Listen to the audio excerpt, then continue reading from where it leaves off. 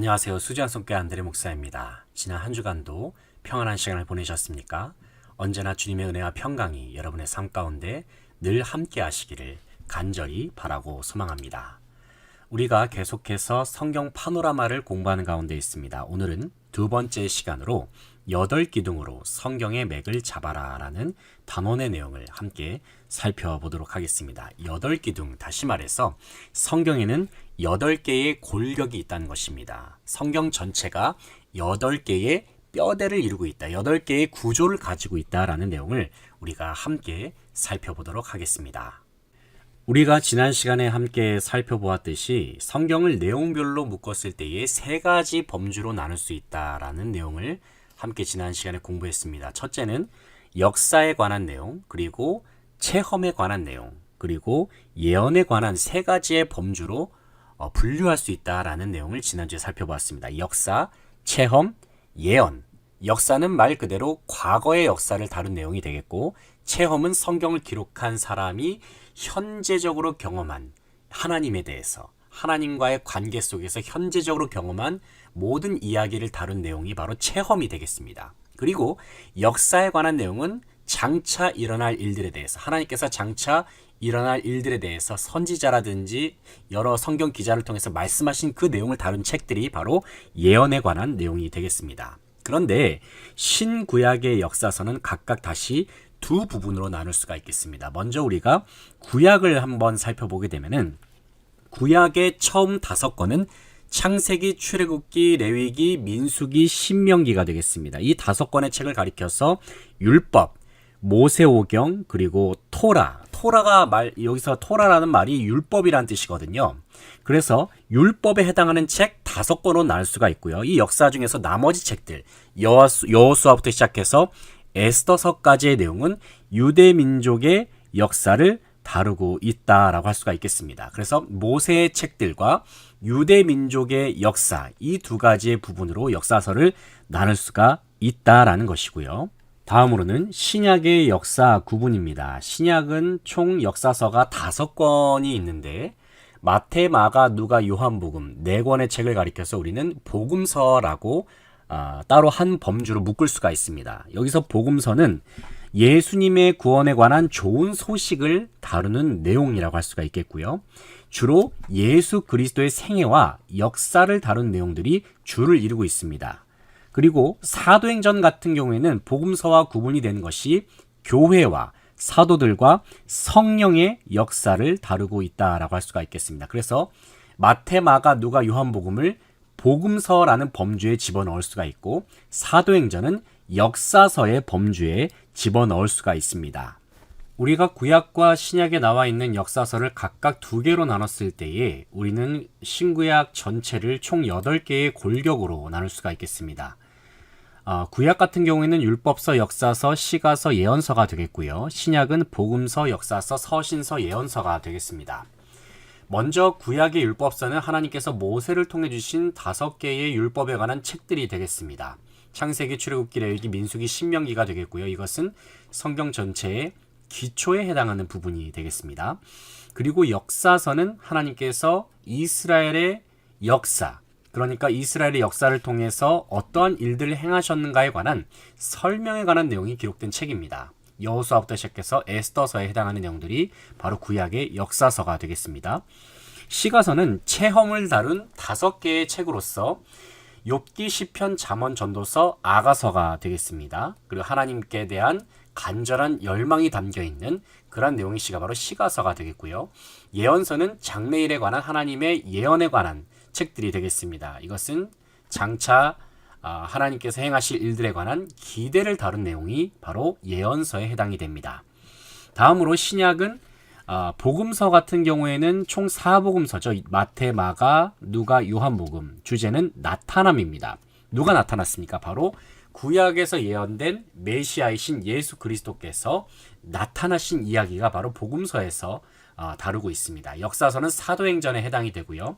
초대교회 역사가, 그리고 사도들의 역사, 성령의 역사가 기록된 책이 바로 사도행전이 되겠습니다. 이것은 교회가 어떻게 형성됐는지 그것에 관한 내용이 다뤄져 있고요. 서신서는 권면에 관한 내용입니다. 사도들이 교회와 그리고 그리스도인들을 향하여서 편지를 통해서 권면한 내용을 다룬 책이 바로 서신서라고 할 수가 있겠습니다. 바울이 기록한 서신이 있고 또 다른 사도들이 기록한 또 서신들이 있습니다. 예언서는 신약에서는 단 한 권입니다. 요한계시록이 되겠고요. 장래의 일에 관한 내용을 동시에 다루고 있는데 여기서 요한계시록에서 다루는 내용은 바로 완전한 완성에 관한 내용을 다루고 있습니다. 그동안에 불완전했던 역사가 장차 세상의 마지막이 오고 그 이후에 어떻게 이 세상이 완성이 되는가, 종말의 때에 일어나게 될 역사의 완성에 관하여서 요한계시록 그리고 예언서에서 그 내용을 다루고 있습니다.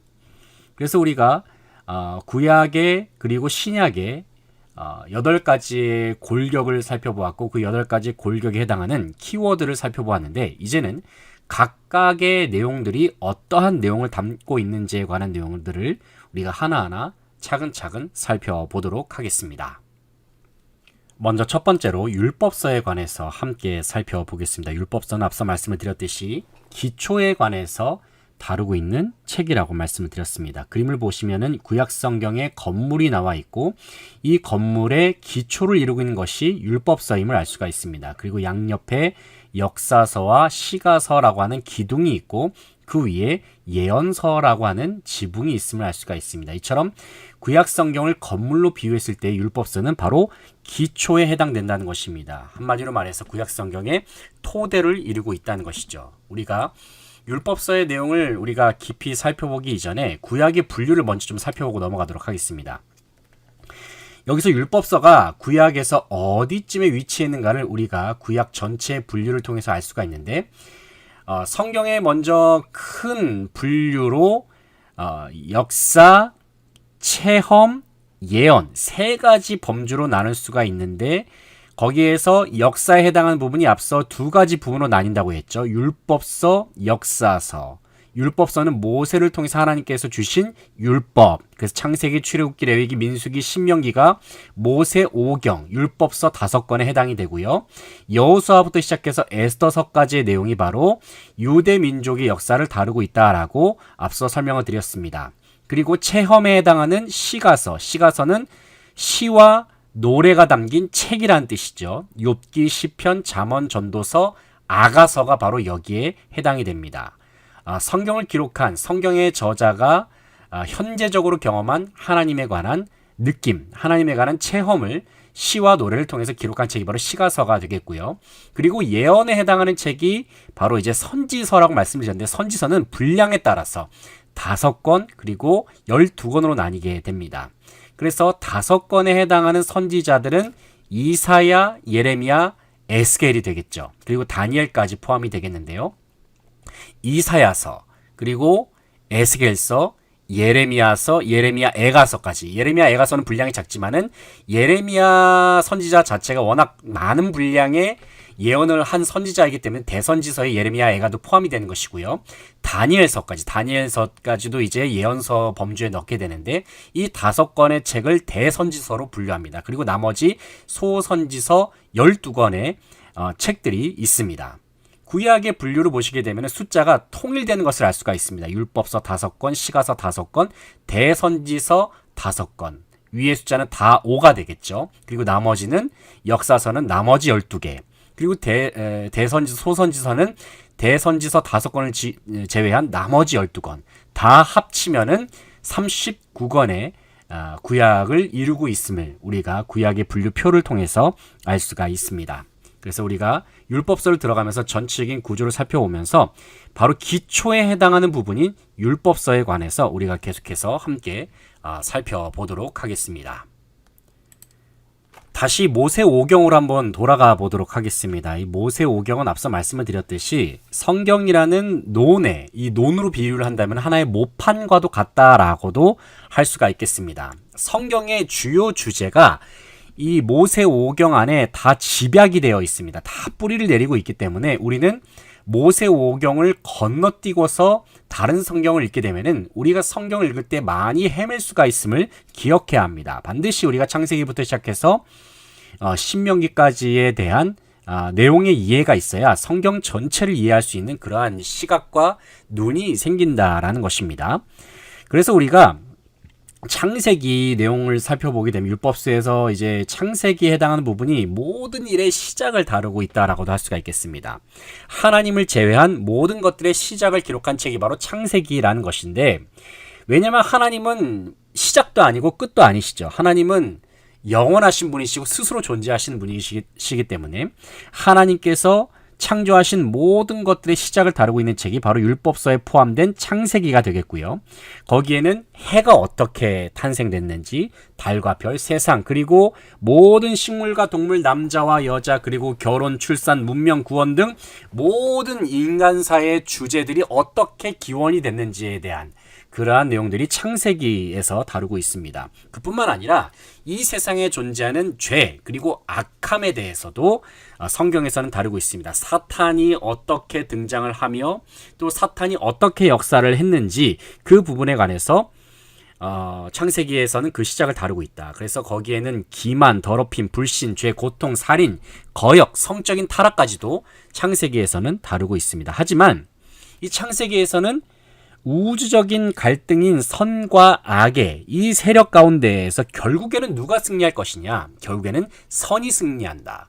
하나님께 속한 선이 승리한다라는 그 메시지를 던져주고 있습니다. 바로 창세기 3장 15절에서 여자의 후손이 결국에는 그 악한 세력들을 짓밟을 것이다 라고 하는 그 말씀을 통해서 결국에는 하나님께서 모든 상황 속에서 최종적인 승리를 거둘 것이다 라는 내용을 창세기 3장 15절에서 하고 있습니다. 그러니까 창세기 1, 2, 3장은 역사의 시작과 함께 역사가 어떻게 마무리가 되는가, 어떠한 결과로 세상이 종교를 맺게 되는지에 관한 내용까지도 창세기 3장에서 다루고 있다라는 것이고요. 그리고 지금으로부터 약 2000년 전에 기록된 요한계시록 속에서도 이 역사의 결말에 대해서 다루고 있죠. 그래서 우리가 성경의 처음 3장과 그리고 성경의 마지막 3장을 한번 비교를 해보게 되면은 성경이 정말 통일성을 가지고 있구나, 통일성을 가지고 있는 그러한 구조가 있구나라는 것을 우리가 알 수가 있겠습니다. 결국에는 성경 전체가 우리에게 말하고자 하는 것은 결국에는 하나님께서 승리하신다는 겁니다. 그뿐만 아니라 하나님께 속한 하나님의 백성들, 하나님의 자녀들, 예수 그리스도를 믿는 그리스도인들이 결국에는 승리한다는 사실을 성경에서는 분명히 말씀해 주고 있습니다. 그렇기 때문에 하나님의 심판이 이를 때, 그리고 하나님의 심판이 지나간 그 후에는 완성된 시대, 새 하늘과 새 땅에서의 완성된 역사 속에서 우리가 살게 될 것임을 성경은 분명히 말씀하고 있습니다.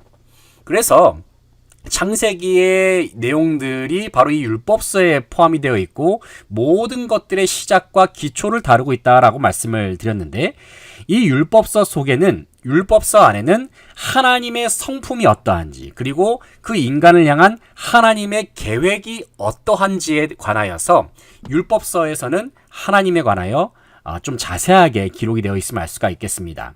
특별히 창세기를 비롯해서 성경 전체 속에는 하나님의 성품이 어떠한지, 그리고 하나님의 속성이 어떠한지에 관하여서 여러 가지 특징적으로 묘사를 해주고 있습니다. 그것을 우리가 함께 살펴보게 되면은 이것입니다. 하나님의 속성인데요. 하나님은 어떤 분이시냐? 우리가 하나님에 관하여서 여러 가지 속성과 성품으로 하나님을 우리가 고백하지 않습니까? 먼저 하나님은 불변하시는 분이시다. 창세기뿐만 아니라 말라기서 3장 6절에도 언급되어 있는데, 하나님은 불변하시다. 변하지 않으시는 하나님이시고, 세상의 많은 것들은 일시적이고 변하기 마련이지만은 하나님은 변하지 않으신다. 그리고 하나님은 영원하신 하나님이시다. 유한하지 않으시고 영원하시다는 것이죠. 처음과 나중 되시는 분, 시편 90편 2절에도 기록이 되어 있습니다. 또 하나님은 주권적으로 일하신다. 하나님은 모든 세상을 창조하시고 주관하시는 분이시고요. 하나님은 전능하시다. 능치 못함이 없으신 분이시다. 바로 요한계시록에도 언급이 되어 있습니다. 하나님은 편지하신다. 그래서 편지하다는 것은 모든 곳에 계시는 분이시다. 모든 곳에 다 존재하시는 분이시다라는 것이고요. 시편 139편, 그리고 139편에도 이제 전지하심, 하나님께서 모든 것을 다 아시는 분이시다. 하나님은 거룩하신 분이시다. 단 하나의 흠도 없고 온전히 깨끗하신, 거룩하신, 순결하신 분, 거룩하신 하나님, 그리고 공의로우신 하나님, 공의로운 재판, 공의로운 절대적인 의가 되셔서 모든 판단을 공의롭게 정의롭게 내리시는 분. 그래서 디모데 후서에도 기록이 되어 있죠. 하나님은 진리시다. 진리. 하나님은 참 진리가 되신다. 그저 하나님이 절대 기준이 되신다는 뜻이죠. 요한복음에도 마찬가지로 예수님께서 나는 길이요 진리요 생명이니 예수님 자신에 관하여서 예수님도 진리라고 표현하셨죠. 또 요한일서를 보게 되면 하나님은 사랑이라고 표현하고 있습니다. 이처럼 하나님에 관하여서 성경은 다양한 범주로서 하나님을 표현하고 있음을 알 수가 있습니다. 어쨌든 하나님께서는 완전하신 분이라는 것이죠. 성경은 하나님이 완전하시다. 사람은 불완전하고 이 세상에 존재하는 모든 것들도 다 불완전하지만 하나님은 완전하시고 하나님은 결코 변하지 않으시고 하나님은 그런데 그 하나님께서는 우리 인간을 사랑하시는 하나님이시다. 그래서 우리를 사랑하셔서 우리와 교제하시고 우리와 하나 되기를 원하시는 분. 바로 그분이 바로 우리 하나님이라는 것이죠. 그래서 그 하나님께서 우리 인간의 삶 속에 찾아오셔서 절대적으로 개입하신다. 하나님은 결코 우리의 인생에 대해서 무관심하신 분이 아니시다라는 것을 성경은 우리에게 강조하고 있습니다. 특별히 하나님께서는 우리에게 늘 하나님 자신의 모습에 관하여서 계시하십니다. 계시하신다는 것은 보여주신다는 의미죠.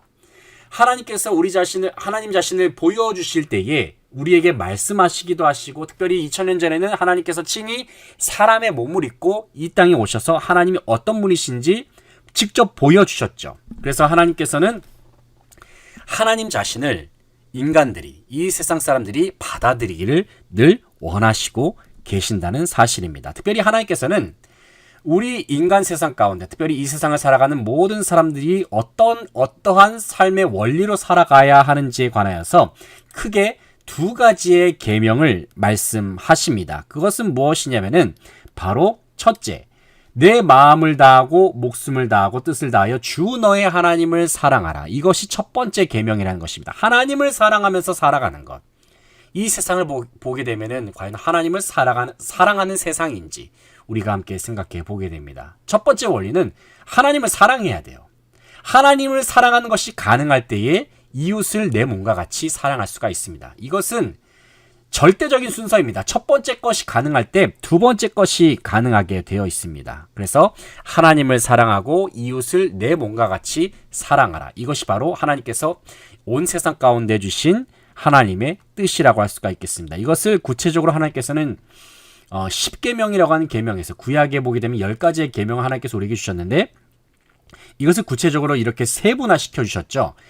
하나님을 사랑하는 계명에는 총 4가지의 계명이 있는데 나 외에 다른 신들을 섬기지 말라, 우상을 만들지 말라, 하나님의 이름을 망령되이 일컫지 말라. 함부로 하나님의 이름에 대해서 우리가 쉽게 이야기해서는 안 된다는 것이죠. 내가 하나님께 맹세한다 이런 말 자체가 하나님의 이름을 망령되이 일컫는 것이죠. 안식일을 거룩하게 지키라. 주일을 거룩하게 지키는 것.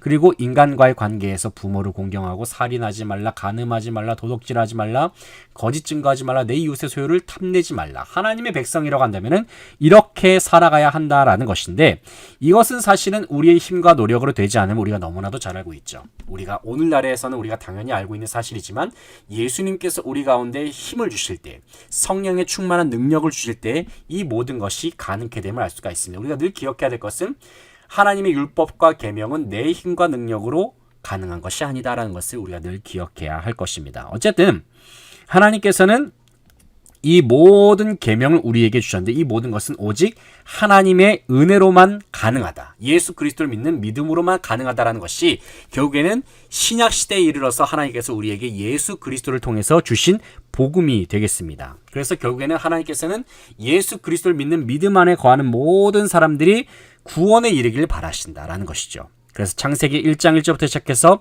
요한계시록 마지막 절에 이르기까지 하나님께서는 이 모든 세상을 향한 하나님의 사랑, 인간을 향한 하나님의 사랑을 끊임없이 보여주시고 계신다는 사실입니다. 우리가 성경을 읽으면서 하나님이 어떤 분이신지 그리고 나를 향한 하나님의 계획이 어떠한지에 관해서 그리고 하나님의 성품이 어떠한지에 관해서 우리는 잘 알 수가 있습니다. 그래서 우리가 이 하나님이 어떤 분이신지에 관해서 우리가 율법서를 읽어 나아가면서 우리가 신앙의 기초를 잘 닦아 나아갈 수 있어야 된다는 것입니다. 그래서 우리가 율법서가 무엇을 다루고 있는지에 관해서 우리가 표를 통해서 우리가 살펴보게 되면은 이것입니다. 율법서는 총 5권의 책으로 이루어져 있다라고 말씀을 드렸죠. 그래서 모세 5경, 창세기, 출애굽기, 레위기, 민수기, 신명기가 바로 이제 율법서가 되겠습니다. 기초적인 내용들, 하나님이 어떤 분이신지 모든 세상의 시작과 기초, 하나님의 말씀에 관한 기초, 율법서를 읽지 않고서 우리가 성경 온전히 이해할 수가 없다라고 말씀을 드렸죠. 모든 일에 기초를 다루고 있다. 그리고 하나님의 성품, 하나님의 속성에 관해서 율법서에 기록이 되어 있다라는 것이고요.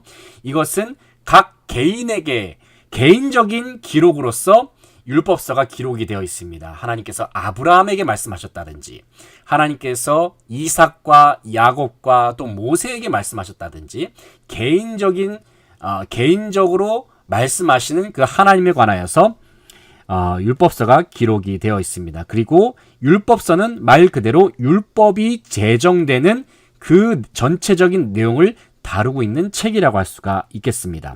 우리가 율법서 다음에 역사서를 먼저 다루게 될 텐데, 역사서를 우리가 또 이어서 살펴보게 되면 여호수아부터 시작해서 에스더서까지의 모든 내용이 역사서에 해당이 되고요. 하나님께서 말씀하신 모든 일의 기초, 하나님의 말씀과 진리의 율법의 기초가 어떻게 역사 속에서 구현되었는지 설명하는 내용들이 역사서에 대한 내용이 되겠습니다. 역사서의 초점은 이스라엘의 행실입니다. 그러니까 하나님의 율법을 받은, 하나님과 언약을 맺은 이스라엘 백성들이 어떠한 모습으로 살았는지, 우리가 이후에도 살펴보겠지만은 이스라엘이 완벽하게 하나님의 말씀을 다 지키면서 살았던 것은 아니죠. 그리고 역사서의 특징이 있다고 한다면은 이스라엘 민족에게 주시는 하나님의 말씀입니다. 그리고 역사 속에서 그 율법을 실제적으로 어떻게 살았는지, 거기에는 실패도 있었고 성공도 있었지만 대부분이 실패가 가득했던 모습들이 있었죠. 이러한 가운데서 하나님께서는 그들의 삶을 어떻게 단련해 나아가시는지. 그러나 이 율법서와 역사서 전체에 흐르고 있는 핵심 물줄기가 있다고 한다면은 그것은 바로 하나님의 은혜라는 것입니다. 하나님의 은혜. 하나님의 은혜. 그래서 우리가 항상 모든 책을 읽기에 앞서서 우리가 율법서를 읽어 나가면 성경의 전체적인 맥을 읽어 나가는데, 맥을 파악하는데 참으로 많은 도움이 된다라는 것입니다.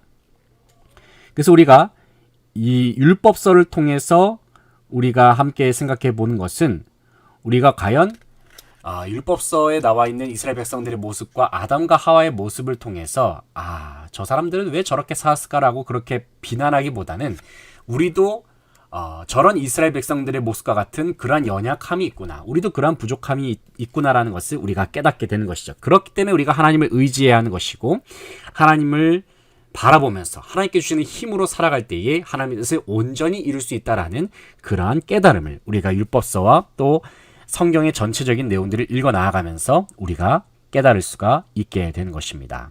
그래서 하나님의 성품과 나를 향한 하나님의 뜻을 깨닫는 그러한 내용들이 율법서에 주로 언급이 되어 있다라는 것입니다. 다음으로 우리가 살펴보게 될 것은 이제 역사서에 관한 내용이 되겠습니다. 역사서. 역사서는 하나님의 성품과 인간을 향한 하나님의 계획이 어떻게 역사 속에서 구현되었는지에 관한 내용들이 역사서에 언급이 되어 있습니다.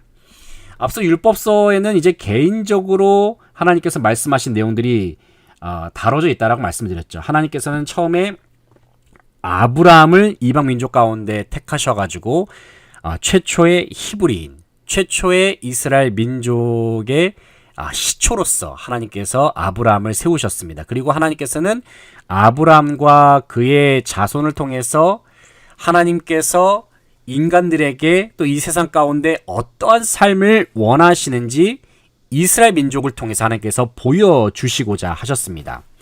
하나님께서 아브라함을 택하신 이유가 무엇일까요? 하나님께서 유대인을 택하신 이유가 무엇일까요? 그들이 다른 민족보다 우수하기 때문에 하나님께서 그들을 택하신 것이 아니죠. 그들도 마찬가지로 아브라함뿐만 아니라 이스라엘 민족도 하나님의 의로, 하나님을 믿는 믿음으로 살아가는 아주 그 믿음 없이는 살아갈 수가 없는 존재임을 하나님께서 그 이스라엘 민족을 통해서, 아브라함의 모습을 통해서 보여주시기 위해서 하나님께서 이스라엘 민족을 택하셨다는 것을 알 수가 있습니다. 그래서 하나님께서는 아브라함과 그 자손들을 불러서 준비시키셨습니다. 그들의 모습을 통해서 이방 민족들이 하나님을 보게 하시기 위해서. 그렇기 때문에 아브라함을 비롯해서 그의 후손인 이스라엘 민족들의 사명은 무엇이냐면은 하나님께서 주신 율법대로 그 말씀을 온전히 지키면서 살아갈 때에 그들이 복을 누리게 된다. 이것을 실제적으로 삶으로 보여줬어야 했습니다. 하지만 그것이 실패하고 말았죠.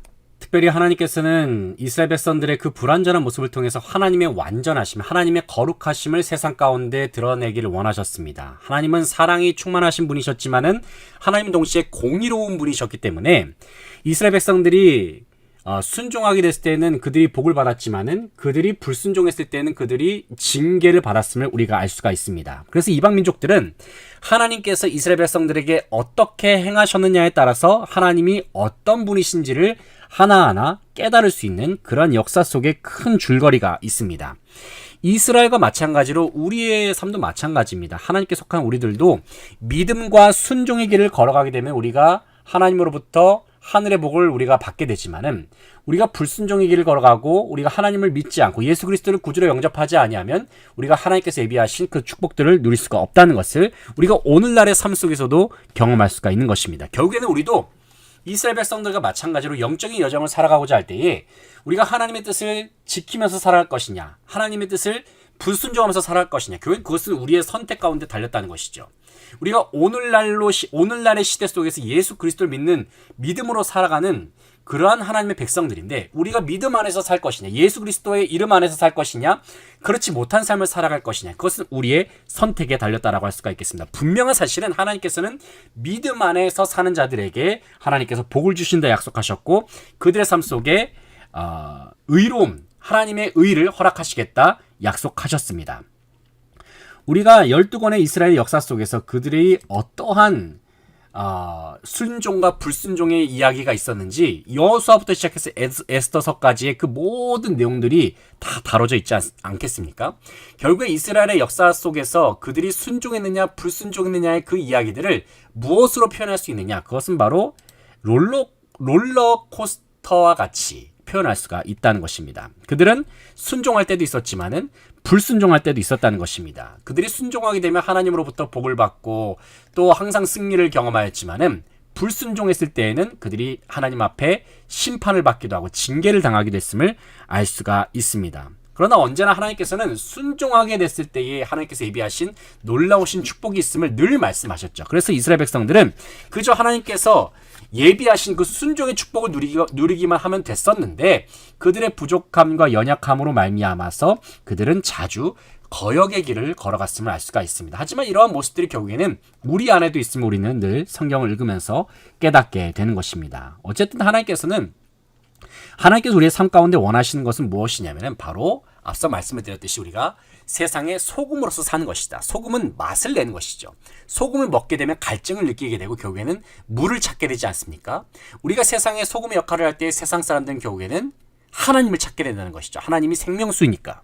그래서 생명수 대신 하나님을 찾을 수 있도록 우리가 제대로 된 소금된 역할을 감당할 때에 우리가 그때서야 비로소 하나님의 백성다운 순종의 길로 걸어갈 수가 있음을 생각해 보게 됩니다. 이것이 바로 우리가 역사를 통해서 할 수 있는 순종과 불순종 사이에서의 이스라엘의 영적인 역사를 우리가 역사서의 이야기를 통해서 알 수가 있습니다.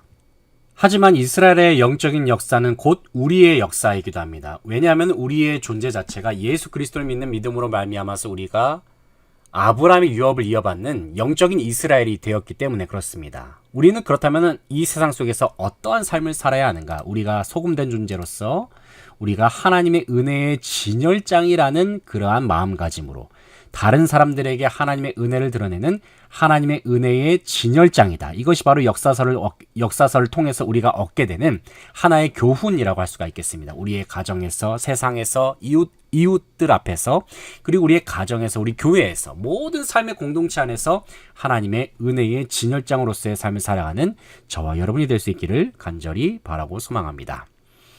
다음으로는 시가서에 대해서 함께 살펴보겠습니다. 시가서는 앞서 말씀을 드렸듯이 시와 노래에 해당하는 성경의 책들이 시가서입니다. 시가서는 총 5권이고요. 욥기, 시편, 잠언, 전도서, 아가서가 되겠습니다. 하나님을 향한 열망을 다루는 책들이 되겠습니다. 율법서와 역사서 그리고 시가서를 좀 비교를 해보게 되면 율법서와 역사서는 이스라엘의 민족에 관한 이야기를 다루고 있고요. 특별히 유대 민족, 히브리 민족에 초점을 맞추고 있습니다. 그리고 역사를 기록하고 있기 때문에 아무래도 성격은 객관적인 성격을 띠고 있고요.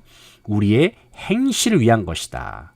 그러니까 하나님의 말씀을 어떻게 실천하면서 살았는지에 관한 내용이 바로 율법서와 역사서에 다루고 있다라고 한다면 시가서 같은 경우에는 시를 기록한 혹은 노래를 기록한 성경의 저자가 개인적으로 하나님과의 만남과 또 하나님으로부터의 그 체험에 대한 개인적인 내용들을 기록한 책이 바로 시가서가 되겠고요.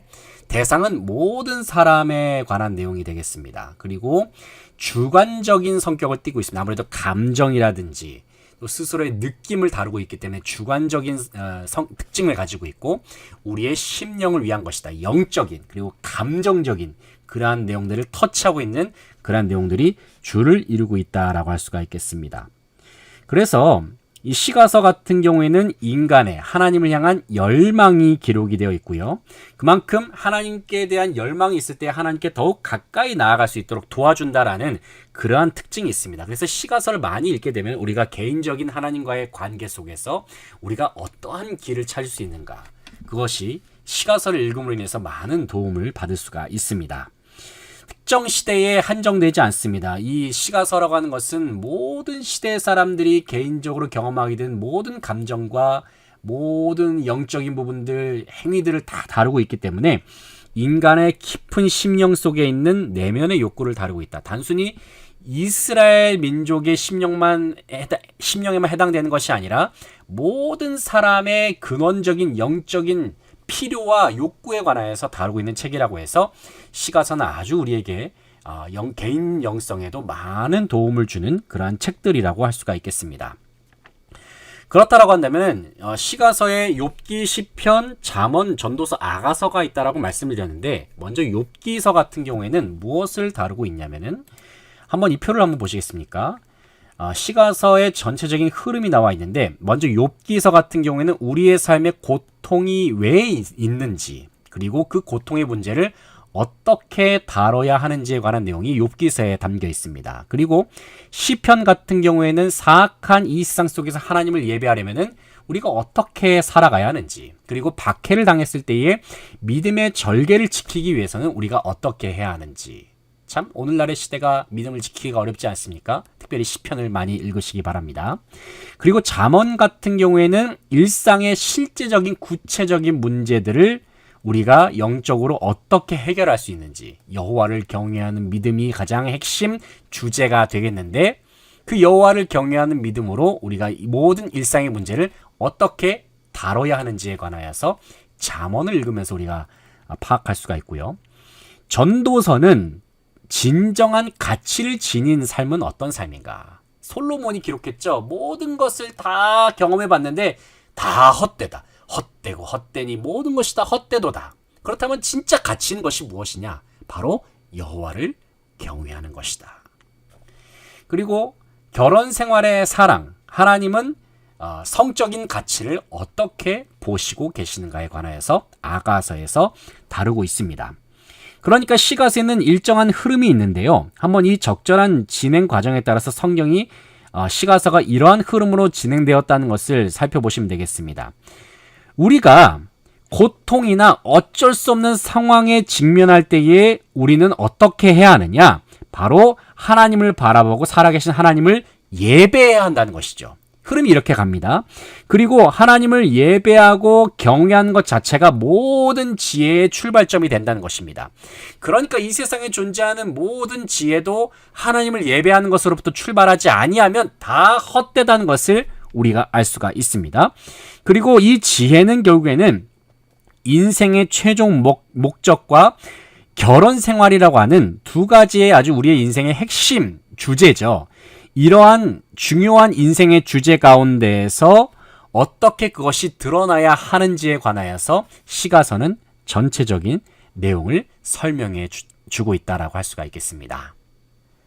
다음으로는 예언서에 관해서 함께 살펴보겠습니다. 예언서는 총 구약에서 17권의 책이 있습니다. 이사야서부터 시작해서 말라기서에 이르기까지 총 16명의 저자가, 16명의 예언자가, 선지자가 하나님의 예언을 받아서 기록한 책이 바로 예언서가 되겠습니다. 저자는 왜 16명이냐? 예레미야 애가 같은 경우에는 예레미야가 기록했기 때문에 17권의 책이 있지만은 16명의 저자가 성경의 예언서를 기록했다라고 이해하시면 되겠습니다. 특별히 예언서에는 기대를 담고 있는데 이 기대에는 두 가지의 기대가 있습니다. 하나는 하나님의 백성을 향한 하나님의 기대가 있고요. 또 한 가지는 하나님을 향한 백성들의 기대가 그것입니다. 특별히 구약의 선지자들 같은 경우에는 장래일에 관해서 하나님 나라에 관해서 많이 예언을 했습니다. 하지만 동시에 그들이 많이 예언했던 부분이 무엇이냐면은 현재 그들이 살고 있었던 시대의 죄악을 드러내는 것. 다시 말해서 이스라엘 백성들이 하나님의 백성으로서 제대로 살지 못하고 실패했던 그러한 내용들을 지적하는 내용들이 예언서의 많은 부분을 차지하고 있음을 알 수가 있습니다. 그 내용들을 살펴보게 되면은 하늘의 농부이신 하나님께서 구약의 포도나무라고 할 수 있는 이스라엘 백성들에게 열매를 기대하셨습니다. 하지만 포도나무가 그 기대를 번번이 저버리고 말았습니다. 그래서 하늘 농부이신 하나님께서 결단을 내리신 것이 무엇이냐면은 포도나무가 열매 맺는 사명을 잘 감당할 수 있도록 하기 위해서 선지자들을 세우신 겁니다. 여기 보면 16명의 선지자들이 있잖아요. 이 16명의 선지자들을 세우셔서 하나님께서 이 포도나무의 가지치기를 시도하십니다. 그래서 하나님의 뜻대로 살면서 분투하는 백성들에게는 하나님께서 선지자를 통해서 위로하시고 또 하나님의 말씀을 저버리고 거역하면서 불순종의 길을 걸어가면서도 편안하게 살았던 당시의 백성들에게는 책망의 말씀을 하시고 이러한 과정 속에서 하나님께서는 선지자들을 통해서 포도나무들에 대하여 가지치기를 시행하셨다는 것이죠. 이스라엘 백성들이 하나님 백성답게 살지 못했던 여러 가지 불완전한 모습을 보였기 때문에 그들을 다시 고치시고 그들을 새롭게 하시기 위해서 하나님께서는 선지자들 보내셔가지고 여러 가지 하나님의 장래일에 관한 예언의 말씀을 주셨다는 것을 알 수가 있습니다. 특별히 이스라엘 백성들의 중요한 사명은 무엇이냐면은 하나님의 계획대로 사는 것이었습니다. 하나님의 성품을 가진 자들로서 하나님의 성품을 드러냈어야 되는데 그대로 살지 못했다는 것이죠. 바로 그 점을 하나님께서는 선지자들을 통해서 그들의 언어와 또 그들의 여러 가지 행동과 시각적인 수단을 통해서 하나님의 뜻이 무엇인지, 진정 하나님의 뜻이 무엇이고 하나님께서 무엇을 원하시는지 하나님께서는 말씀하시고자 하셨습니다.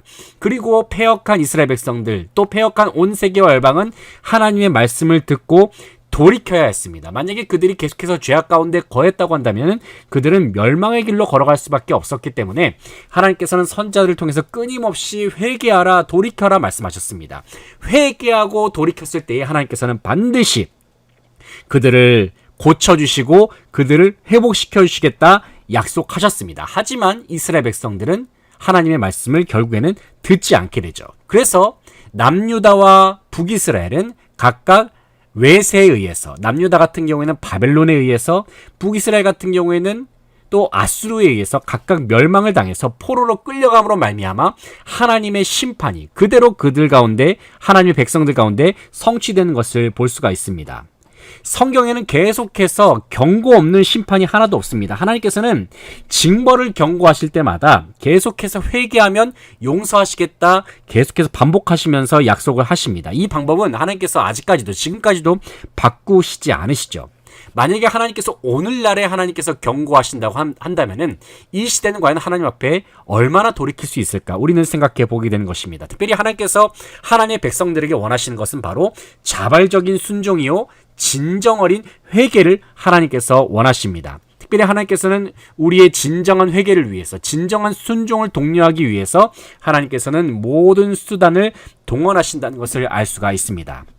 특별히 예언서에 기록된 선지자들의 선포는 대언의 측면과 예언의 측면이 있다는 것을 알 수가 있습니다. 두 가지의 축이 있다는 것이죠. 큰 축이 있는데 하나는 의로움을 기대하는, 하나님의 백성들에게 의로움을 기대하는 대언의 측면, 하나님의 말씀을, 하나님의 뜻을 백성들에게 전하는 대언의 측면이 있는가 하면은 또 이스라엘 백성들이 하나님께서 약속하신 메시아를 기다리는 예언의 측면, 구세주와 하나님 나라 기대, 그러니까 완전한 하나님의 회복을 메시아를 통한 완전한 하나님의 회복을 기대하는 예언의 측면이 동시에 언급되어 있음을 알 수가 있습니다. 그래서 그들의 메시지를 하나님께서 선지자를 통해서 하나님의 메시지를 선지자들에게 주시고 또 그 메시지를 그대로 이스라엘 백성들에게 전하는 역할을 당시에 이 선지자들이 감당했다라는 것입니다.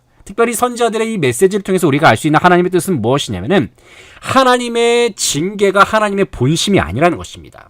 하나님의 징계가 본심이 아니라 하나님의 징계는 언제나 하나님의 백성들을 바로잡기 위한 하나님과의 진정한 관계 회복을 위한 그러한 하나의 메시지의 방향이었던 것이지 하나님께서는 진정 이스라엘 백성들을 사랑하시고 그들을 회복하시길 원하신다. 하나님께서는 그들을 싫어하신 것이 아니라 죄악 가운데 있었던 이스라엘 백성들을 싫어하시는 것이 아니라 그들을 여전히 포기하지 않으시고 여전히 사랑하고 계시며 그들이 하나님의 은혜 가운데로 나아오기를 계속해서 초청하고 계신다라는 것이 바로 예언서의 전체적인 줄거리라고 할 수가 있겠습니다. 그리고 이 예언서는 최종적으로 메시아에 대한 예언, 바로 메시아는 바로 예수 그리스도시죠. 예수 그리스도에 대한 예언과 기대를 마지막으로 해서 구약의 문이 닫히게 됩니다. 다음으로는 복음서에 관해서 함께 살펴보겠습니다. 복음서의 전체 주제는 나타남입니다. 그러니까 구약에서 예언된 메시아, 예수 그리스도께서 실제로 나타난 사건을 기록한 책이 바로 복음서라고 할 수가 있겠습니다. 말라기 선지자, 구약의 말라기 선지자는 구약에서 마지막 선지자라고 할 수가 있습니다. 마지막 선지자. 근데 말라기 선지자가 구약의 마지막을 장식하면서 메시아에 대한 명백한 기대로서 구약의 끝을 맺습니다. 그러니까 구약의 마지막 이야기는 결국에는 메시아를 고대하는 그러한 예언 사상이 구약의 마지막 부분에 해당이 된다는 것입니다. 특별히 메시아가 무엇이냐? 메시아는 바로 기름 부음을 받은 자, 메시아, 그리스도, 기름 부음 받은 자 다 같은 말입니다. 메시아에 해당하는 직분이 세 가지가 있는데 왕, 선지자, 제사장이 바로 메시아에 해당하는 직분이 되겠습니다. 특별히 예수님께서는 이 땅에 완전한 왕으로 오셨고 완전한 선지자, 완전한 제사장으로 오셨음을 알 수가 있습니다. 그런데 구약 시대의 메시아에 관한 예언으로서 구약의 마지막 문을 닫고는 있는데 말라기 선지자가 마지막 예언을 하고 나서 예수님께서 오시기까지의 400년의 중간에 공백기가 있었습니다. 이 400년의 기간 동안, 그러니까 400년 동안 말라기부터 시작해서 마태복음에 이르기까지 중간에 400년 동안 하나님께서 그 어떤 선지자도 보내지 않으시고 침묵하시는 그러한 시기가 바로 400년의 침묵기, 다른 말로는 신구약 중간사라고도 부르기도 합니다. 이 시기는 바로 이스라엘 민족에게 있어서 실로 어두운 시기가 아닐 수가 없습니다. 왜냐하면은 메시아가 예언됐는데 실제로 나타나지 않고 이스라엘 백성들은 왠지 계속해서 허망한 가운데 계속해서 메시아를 허송세월 보내면서 기다리는 듯한 그러한 세월을 계속해서 보냈기 때문입니다. 그뿐만 아니라 이 400년의 시간 동안 유대 민족들은 수많은 핍박과 또 어려움과 외세의 침략도 많이 받았던 그러한 참 어려운 시기를 보내고 있었던 상황이었습니다. 그러니까 이 사복음서가 시작됐을 때 세례 요한이 메시아를 선포하면서 이제 회개를 선포하면서 하나님 나라가 가까이 올 것이다, 메시아를 선포하면서 신약의 문이 열리지 않습니까? 세례 요한이 메시아를 선포하기 그 직전까지의 400년의 기간 동안은 참으로 암울한 시기였다는 것이죠. 그러다가 메시아께서, 그러니까 하나님께서 인간의 몸을 입으시고 예수 그리스도로서 이 땅에 오셨습니다. 특별히 세례 요한은 메시아를 선포하면서 그분이 이 땅에 어떻게 오셨느냐, 바로 세상의 죄를 짊어지시기 위한 어린 양으로서 이 땅에 오셨음을 세례 요한은 선포합니다. 그래서 예수님께서 성육신하심으로써 이 세상에 오셨음을 우리가 알 수가 있습니다. 성육신이라고 하는 것은 하나님께서 인간의 몸을 입으신 것을 의미합니다. 인간의 몸을 입으신 하나님이 없는 이 성육신에 관해서는 우리가 생각할 수가 없는 것이죠. 그래서 무한하신 분이 사람의 아기가 되셔서 이 땅에 오셨다. 시간을 존재하신 분이 시간 안에서 태어나셨다. 완전한 하나님이자 완전한 인간이신 하나님께서 하나님의 완전한 성품과 완전한 능력을 이 땅에서 보여주셨다. 이것이 바로 사복음서, 복음서에 나와 있는 핵심 줄거리가 되겠습니다. 특별히 이 땅에 오신 참 하나님이신 참 인간이신 예수 그리스도께서는 인간들의 모든 죄악을 대신하여 죽기 위해서 인간이 되셔야 했습니다. 특별히 하나님께서는 죽음이 없는 분이시기 때문에 하나님께서는 이 땅에 참 인간으로 오신 것이죠. 왜냐하면은 피 흘림을 통해서만 죄 사함이 있기 때문에. 그래서 하나님이 인간으로 오셔서 인간의 죄값을 대신 치르시기 위해서 참 인간으로 오셨고, 동시에 인간의 죄값을 완전하게 치르시기 위해서 하나님으로서 이 땅에 오셨다라고 할 수가 있겠습니다. 그 누구도 인간의 모든 죄악을 대속할 만한 존재는 이 세상에 존재하지 않습니다. 왜냐하면 인간은 악하기 때문에, 인간 자체가 악하기 때문에 인간이 인간을 위해서 죄를 대속할 수가 없는 것이죠. 만약에 예수님이 완전한 하나님이자 완전한 인간이 아니시라면 예수님은 결코 우리의 구주가 되실 수 없었을 겁니다. 이것을 우리가 어떻게 설명할 수 있냐? 어떻게 완전한 하나님과 완전한 인간이 같이 있을 수 있느냐? 이것을 우리는 이성적으로 설명할 수가 없습니다. 그저 우리는 믿음으로 이 사실을 받아들일 뿐입니다. 그렇다면 우리가 예수 그리스도께서 이 땅에 어떻게 오셨는가? 구약에 예언된 예수님이 이 땅에서 어떻게 성취가 되셨는가? 우리가 다음 그림을 함께 살펴보게 되면은 예수 그리스도께서 구약에서는 이제 예수 그리스도에 대한 그림자로서 예수님에 대한 여러 흔적들을 발견할 수가 있습니다. 그리고 구약에서는 메시아를 계속해서 예언하면서 메시아를 기다리는 메시아 대망 사상이 구약의 주를 이루고 있고요. 구약에서의 하나님은 인간 위에 계시는 하나님이셨습니다. 그러니까 하나님은 왠지 저 멀리에 계시는 거룩하신 하나님, 감히 가까이 다가갈 수 없는 하나님. 그리고 구약시대 때의 주로 제사 방식은 바로 동물의 희생제사 방식을 통해서 죄사함 받고 하나님께 감사제로 나아가는, 그리고 구약에서는 메시아 예비 사상이 주를 이루고 있었다라고 한다면, 구약에 예언된 예수님께서 신약에 이르러서는 실체로 나타나셨죠.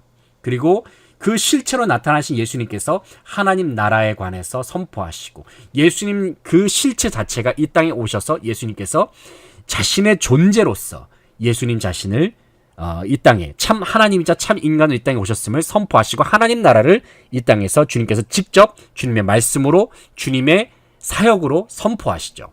그리고 하나님께서 인간이 되셔서 이 땅에 오심으로 말미암아서 하나님은 구약시대 때는 인간 위에 계셨던 하나님이라고 한다면 이제는 인간과 함께 계시는 임마누엘의 하나님이심을 우리가 깨닫게 됩니다.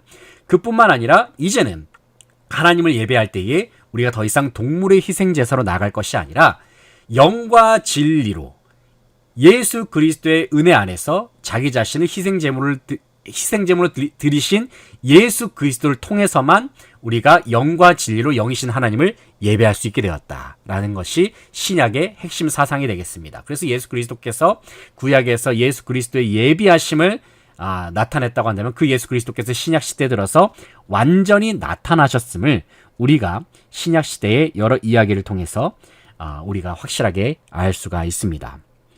우리는 예수님을 어떠한 시각으로 바라보고 있습니까? 우리가 단순히 예수 그리스도를 선한 인간, 세계 유명한 4대 성인, 위대한 스승 정도로만 여기는 것은 결코 합당하지 않습니다.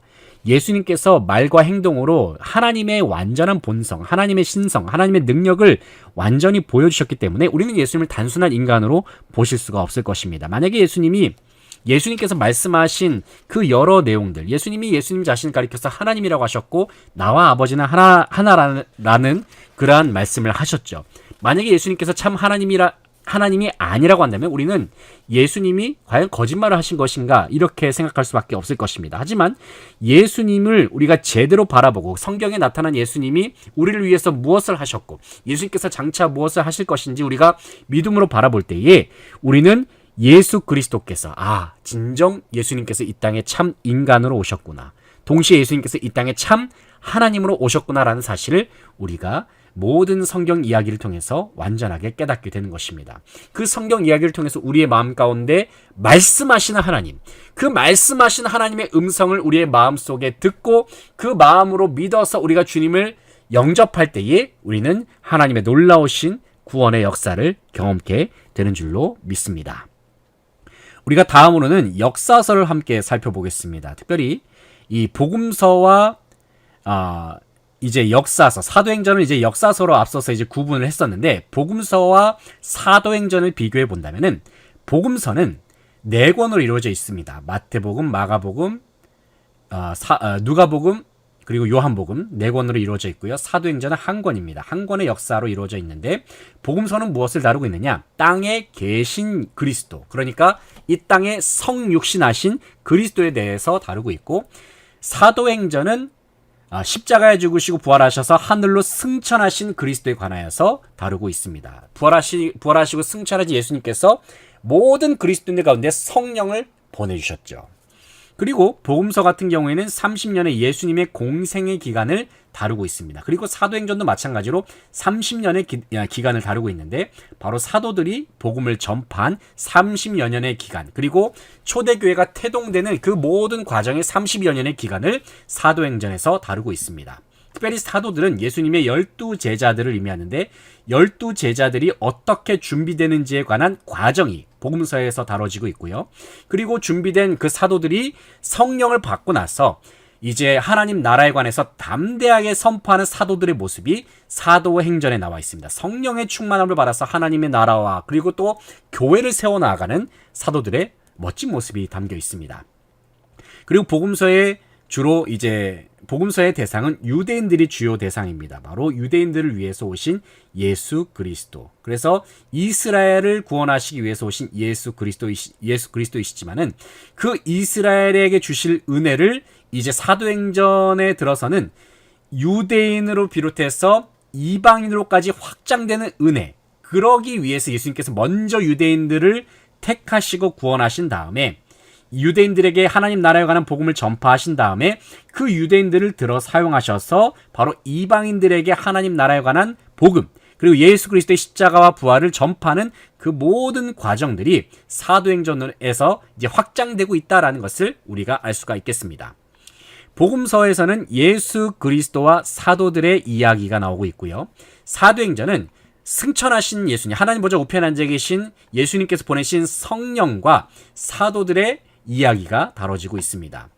복음서는 구원 그 자체이신 예수 그리스도에 관한 이야기이고요. 사도행전은 구원 그 자체이신 예수 그리스도를 선포하는 그러한 이야기가 사도행전 가운데 담겨 있습니다. 계속해서 역사서에 대해서 함께 살펴보고 있는데, 역사서는 형성에 대해서 다루고 있습니다. 그러니까 예수 그리스도의 몸이라 할 수 있는 교회가 어떻게 형성이 되었는가, 교회가 세워지고 교회가 성장하고 교회가 확장하는 모든 과정을 다룬 내용이 바로 사도행전 역사서라고 할 수가 있겠습니다. 특별히 예수님께서 모든 공생의 사역을 마치시고 십자가에 죽으시고 부활하신 주님께서 하늘로 올라가시면서 예수님의 모든 공생의 사역이 마무리가 됩니다. 그리고 하늘로 올라가신 주님께서는 당시에 남겨진 제자들에게, 그리스도인들에게 세상 끝날 때에 다시 오실 것이다 라는 고별 약속을 남기시고 이제 하늘로 올라가시게 됩니다. 그리고 예수님께서 올라가신 지 50일이 지났을 때에 예수님께서 약속하신 말씀에 따라서 성령을 기다리고 예배하던 120명의 성도들, 그러니까 마가의 다락방이라고 하는 장소에서 120명의 성도들이 예배를 드리고 있었는데, 그 예배 가운데 성도들 가운데 이 성령이 강력하게 임하는 역사가 일어나게 됩니다. 그래서 이 성령이 조력자 그리고 보혜사라는 의미가 있는데, 성령님께서 비밀리에 모였던 그들에게 임하셔서 그들을 변화시키시고 그들로 하여금 대중들 앞에서 담대하게 복음을 전파하는 용기 있는 전도자로서 탈바꿈시키시는 그 장면을 우리가 사도행전 2장에서 볼 수가 있습니다. 그래서 성령께서는 그들을 인도하셔서, 그들의 발걸음을 인도하셔서 그들이 가는 모든 곳에서 담대하게 세상 끝까지 복음을 전파하게 하셨습니다.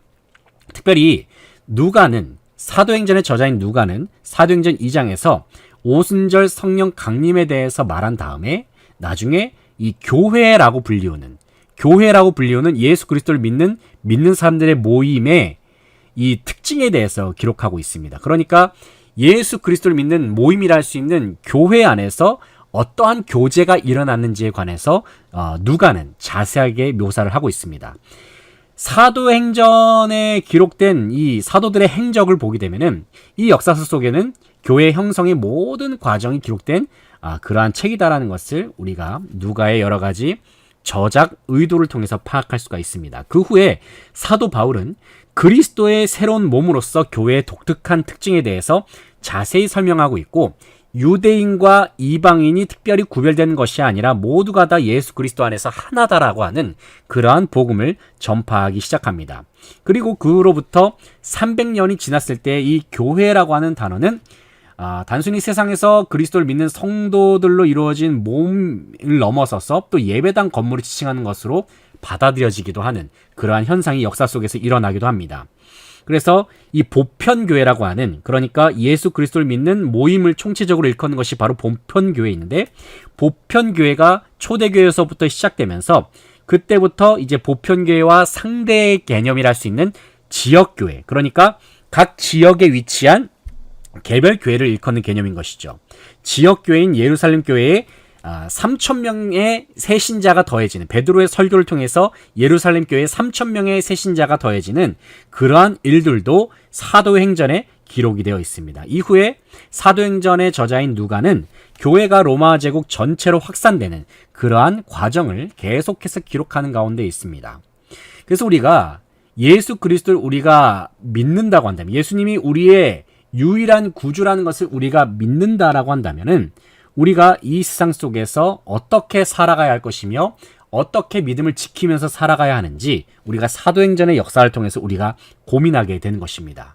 분명 이 세상에 있는 모든 교회는 완벽한 모임이라 할 수는 없습니다. 하지만 구원받은 하나님의 백성들이 모인 공동체가 바로 교회라고 할 수가 있겠습니다. 특별히 하나님께서는 교회 가운데 원하시는 뜻이 있는데, 그것은 무엇이냐면은 하나님의 백성들이 예수 그리스도를 닮아서 변화되고 안전하게 하나님의 나라에 이르는 것을 하나님께서는 원하시고 계십니다. 이를 돕기 위해서 하나님께서 우리에게 성령님을 보내주셔서 우리에게 성령님께 주시는 그 힘으로 말미암아서 계속해서 하나님 나라를 바라보면서 추구하면서 살라 말씀하고 계십니다. 특별히 교회는 어떤 곳이냐? 사도행전에서 묘사하는 교회는 이것입니다. 예배와 그리고 하나님의 말씀과 교제와 섬김이 끊이지 않아야 한다는 것이죠. 마지막 때가 가까이 올수록 교회는 더욱더 모이기를 패하지 말아야 되는 그러한 공동체가 바로 교회의 특징이라고 할 수가 있겠습니다. 우리는 교회가 필요하고 교회는 동시에 우리가 필요합니다. 우리 자체가 교회이고 동시에 우리의 모임이 교회이기 때문에 그런 것이죠. 그래서 어떤 사람이 그리스도를 구주로 영접하고자 할 때 그는 바로 하나님의 가족의 일원이 되고 교회의 일원이 된다는 것을 우리가 알게 됩니다. 예수 그리스도 안에서 우리 모두가 다 형제 자매다라는 것을 우리가 사도행전을 통해서 배울 수 있는 아주 중요한 교훈이라고 할 수가 있겠습니다. 다음으로는 서신서가 되겠습니다. 서신서는 한마디로 말해서 편지입니다. 편지. 그러니까 사도들이 당시의 초대교회 여러 지역교회들이 있지 않겠습니까? 보편교회도 있지만 일반적으로 교회라고 불리우는 보편교회도 있지만 각 지역의 사도들이 복음을 전파해서 세운 지역교회들이 있습니다.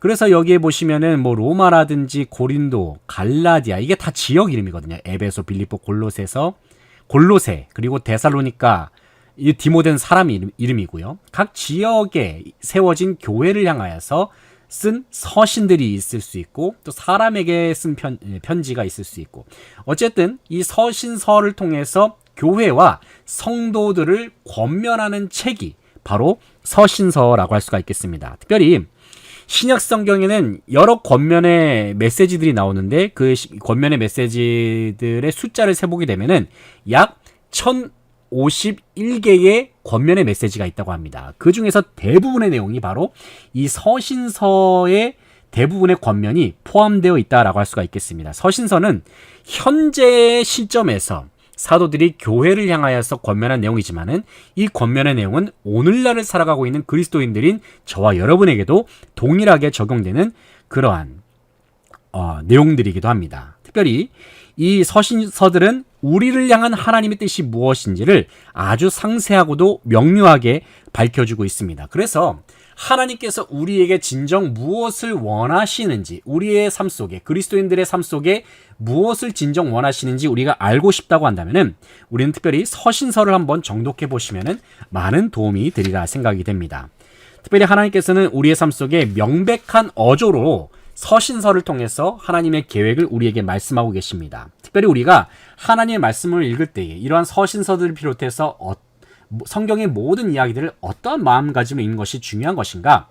다음에 그림을 보시게 되면은 우리가 좋은 땅과 같은 마음으로, 예수님께서 4가지 마음밭의 비유를 말씀하시지 않았습니까? 그저 우리가 성령의 충만한 가운데 예수 그리스도께서 주시는 마음 가운데 좋은 땅과 같은 마음으로써 우리가 하나님의 말씀을 접할 때에, 특별히 하나님께서 우리에게 주시는 권면의 내용을 접할 때에 우리의 삶 속에 하나님의 말씀의 씨앗이 심겨지게 되고 그런 말미암아 풍성한 열매가 저와 여러분의 삶 가운데 열리게 될 줄로 믿습니다. 다음으로는 서신서와 복음서와 사도행전을 한번 비교하면서 살펴보도록 하겠습니다. 먼저 복음서와 사도행전은 역사를 다루고 있고, 그러니까 예수 그리스도의 역사, 그리고 예수 그리스도께서 부활 승천하신 이후에 교회가 태동되는 역사를 다루고 있습니다. 서신서는 교회가 태동되는 가운데 사도들이 복음을 전파하는 가운데에서 각 교회들에게, 그리고 그리스도인들에게 사도들이 보낸 편지 속에 그리스도인이라면 어떻게 살아야 하는지에 관한 교리가 서신서에 담겨 있죠. 복음서와 사도행전은 총 5권입니다. 마태, 마가, 누가, 요한, 그리고 사도행전, 그리고 서신서는 바울이 기록한 서신과 그 외의 서신들이 함께 합쳐져서 21권의 책들이 있습니다. 복음서와 사도행전은 역사를 다루고 있기 때문에 과거에 초점이 맞춰져 있고요. 서신서는 현재적인 시점에서 사도들이 각 교회 그리고 그리스도인들에게 편지를 보냈기 때문에 현재에 초점이 맞춰져 있습니다. 복음서와 사도행전은 민족적인 특징을 가지고 있습니다. 그러니까 유대 전체를 그리고 이방인 전체를 구원하는 그러한 민족적인 이야기가 담겨져 있다고 한다면, 서신서 같은 경우는 각 개개인에게, 그리스도인 개개인에게 전하는 권면적인 특징을 가지고 있다라고 해서 개인적인 특징을 가지고 있다라고 할 수가 있겠습니다. 다음으로는 예언서에 대해서 함께 살펴보도록 하겠습니다. 예언서입니다. 예언서는 완성이 큰 주제가 되겠습니다. 완성. 창세기가 모든 것의 기원을 기술한다고 한다면, 신약의 예언서라 할 수 있는 요한계시록은 모든 것의 완성을 묘사하고 있습니다. 창세기에서 사탄과 그 죄에 의해서 훼손된 모든 환경들이 요한계시록에 들어서면 완전히 회복되는 것을 알 수가 있습니다. 완전하게 다 복원이 됩니다. 그래서 우리가 요한계시록을 어떻게 해석하든지 간에 우리가 요한계시록에서 인정할 수밖에 없는 가장 중요한 사실이 있는데, 그것은 무엇이냐면은 세상에 나쁜 소식이 있지만은 결국에는 좋은 소식이 있다라는 겁니다. 굿뉴스와 배드뉴스를 전하고 있는 책이 바로 요한계시록이라고 할 수가 있겠습니다.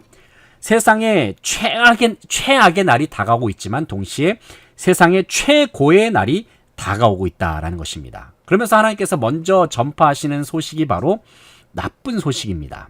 선과 악이 전면적인 싸움이 온 지구상을 뒤덮고 있습니다. 그러한 가운데서 끔찍한 재앙도 발생하고 파괴도 일어나고 대부분의 사람들이 목숨을 잃을 것이다라는 내용이 요한계시록에 묘사가 되어 있습니다. 하지만 하나님께서는 그들에게 좋은 소식을 예비하고 계신다는 것을 우리는 결코 잊어서는 안 됩니다. 이 최종적인 20장부터 22장까지의 3장에 걸쳐서 하나님께서는 결국에는 완성되는 좋은 소식을 이야기하고 있는 것이죠. 하지만 이 요한계시록의 경고의 말씀이 선포된다 하더라도 많은 사람들은 전능하신 하나님 앞에서 자신의 머리를 조아리는 것을 결코 허용하려고 하지 않을 것입니다. 왜냐하면 그만큼 악한 영에 사로잡힌 이 세상에 참 안타까운 모습이 있기 때문에 그런 것이죠. 그래서 우리가 요한계시록의 4장부터 19장까지를 보게 되면 참으로 패역한 이 세상의 모습이 등장하고 있습니다. 이 정말 치열한 이 나쁜 소식 가운데에서 선과 악의 치열한 싸움이 벌어질 때에 결국에는 승리의 영웅 되시는 예수 그리스도께서 이 땅에 재림하셔서 모든 대적들을 하나님과 하나님의 백성들 앞에서 굴복시킬 것이다. 이것이 바로 요한계시록의 핵심 메시지가 되겠습니다. 그래서 예수 그리스도께서 장차 무엇을 하실 것이냐? 그분은 완벽한 하나님의 나라를 세우실 것이다. 그리고 아버지 하나님께서 창조 때 의도하셨던 그 모든 모습 그대로 세상을 완전히 회복시키신다. 이 모든 것들을 그리스도께서 하신다. 예수 그리스도께서 하신다라고 하는 것이 요한계시록의 최종적인 완성된 모습이라고 할 수가 있겠습니다. 그래서 성경이 시작할 때와 마찬가지로 똑같이 끝난다는 것이 바로 이와 같은 모습이라고 할 수가 있겠습니다. 성경의 시작은 하나님께서 이 세상을 보시기에 좋았더라 말씀하시면서 완벽한 모습으로 창조하시지 않았습니까? 비록 죄로 말미암아 타락하긴 했지만 말입니다. 하지만 이 타락했던 세상이 결국에 이 마지막 때가 되었을 때에 완벽한 모습으로 창조 때 그 이상의 모습으로 완전히 복원되는 것을 우리가 볼 수가 있을 것입니다. 그래서 헤아릴 수 없는 많은 성도들, 그리스도 안에서 구원받은 많은 성도들이 하나님의 얼굴을 바라보면서 하나님을 찬양하고 하나님과 친밀한 교제를 나누는 역사가 바로 완성되는 그 역사 가운데서 일어날 것임을 주님께서는 우리에게 말씀하십니다. 그래서 죄로부터 돌이켜서 예수 그리스도를 믿기로 결단하면서 주님을 사랑하기로 결단한 수많은 성도들이 바로 하나님과의 순결한 사랑을 회복하게 될 것이다. 이것이 바로 요한계시록에 아주 우리에게 주시는 완전한 소망이자 궁극적인 승리의 말씀이라고 할 수가 있겠습니다. 그래서 성경의 시작과 끝을 보게 되면 이렇습니다.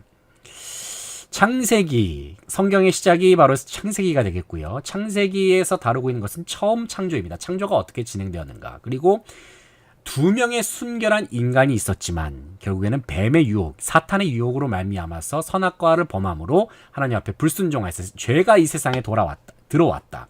그래서 그런 말미암아 세상이 불완전한 모습으로 변형되었다라는 것이 창세기에서 말하고자 하는 핵심 줄거리입니다. 그러나 요한계시록이 이제 성경의 마지막 책이 되겠는데요. 성경의 마지막을 장식하고 있는 요한계시록에서는 이제 세상의 모든 환란이 지나가고 나서 완전한 완성의 시기가 오게 되면은 새로운 창조가 펼쳐지게 될 것이다. 그래서 구속받은 예수 그리스도의 이름으로 말미암은 수많은 성도들이 하나님과의 친밀한 사랑, 순결한 사랑을 완전하게 시켜 주실 것이다. 완전하게 회복될 것이다 라고 하는 메시지가 요한계시록에 담겨 있습니다. 그래서 하나님의 완전한 통치와 하나님과 조화를 이루고 있는 모든 피조물이 장차 완성되는 그 시기 가운데 구현될 것이다 라는 것입니다. 그래서 우리가 성경을 통해서 우리가 알게 되는 것은 무엇이냐면 하나님께서 우리에게 과연 하나님의 말씀을 왜 주셨느냐. 바로 하나님과 그분의 아들 예수 그리스도를 알기 위해서 우리 가운데 주셨다는 것이죠. 바로 마지막 때에 완성되는 그때에 하나님과 친밀한 교제, 순결한 사랑을 완전한 사랑을 하나님과 교제하면서 살게 하시기 위해서 예수 그리스도를 이 땅에 보내주셨다는 것이죠. 그 마지막 때의 새하늘과 새 땅 완성되는 그 역사 속에서 하나님의 백성으로 살고 하나님의 자녀로서 살게 하시기 위해서 예수님을 우리에게 보내주셨다는 것입니다. 이런 의미에서 예수 그리스도를 우리가 알며 예수 그리스도를 나의 주님으로 모시고 예수님과 연합하고 예수님의 이름으로 살고 예수님의 마음으로 살고 예수님의 생각으로 사는 그 모든 것은 곧 영생을 의미한다라고 할 수가 있겠습니다. 그래서 하나님께서는 모든 인간들이 하나님의 사랑과 하나님의 용서를 받아들임으로써 하나님과 친밀한 교제를 나누기를 원하신다. 이것이 바로 요한계시록의 궁극적인 핵심 메시지라고 할 수가 있겠습니다. 세상을 창조하신 하나님께서 또한 우리를 돌보신다. 그리고 우리의 육신의 생명을 유지하시는 분이 바로 우리 하나님이신데 그 하나님께서 예수 그리스도를 통해서 우리의 삶 속에 영원한 생명을 허락하시길 원하신다. 바로 현재의 삶 속에 그리고 장차 우리가 살아가게 될 영원한 하나님의 나라에서 영생을 누리게 하신다는 것이 바로 요한계시록의 핵심 메시지입니다. 그래서 우리가 하나님의 백성이라고 한다면 하나님의 말씀인 성경을 우리가 어떠한 자세로 읽어야 되는가? 바로 하나님께 주시는 감동과 성령의 감동에 따라서 성경의 이야기가 단순히 성경에 나오는 성경 인물들에 대한 이야기가 아니라 바로 나를 위한 이야기구나. 바로 하나님의 이 모든 역사가 바로 나를 향해 있구나라는 것을 기억하면서 우리가 성경을 대해야 할 것입니다. 특별히 우리가 성경을 읽을 때에 성령의 조명하심에 따라 성령께 주시는 지혜로 말미암아서 성경을 읽어 나갈 때에 성경이 우리에게 말씀하시는 그 음성을 우리가 듣게 되고 그 음성에 응답함으로 말미암아서 우리는 살아계신 하나님의 손길을 경험하게 되고 하나님의 구원을 우리의 삶 속에서 충만하게 경험하게 될 줄로 믿습니다. 지금까지 우리가 성경의 8가지 골격이라 할 수 있는 성경의 8기둥에 대해서 함께 살펴보았습니다. 다음 시간에는 우리가 구약 성경을 중심으로 살펴볼 텐데 구약 시대를 알아야 하나님의 마음이 보인다라는 단원의 내용을 함께 살펴보도록 하겠습니다. 지금까지 저는 안드레 목사였습니다. 지금까지 함께 해주신 여러분께 감사를 드립니다. 저는 다음 시간에 찾아뵙겠습니다. 감사합니다.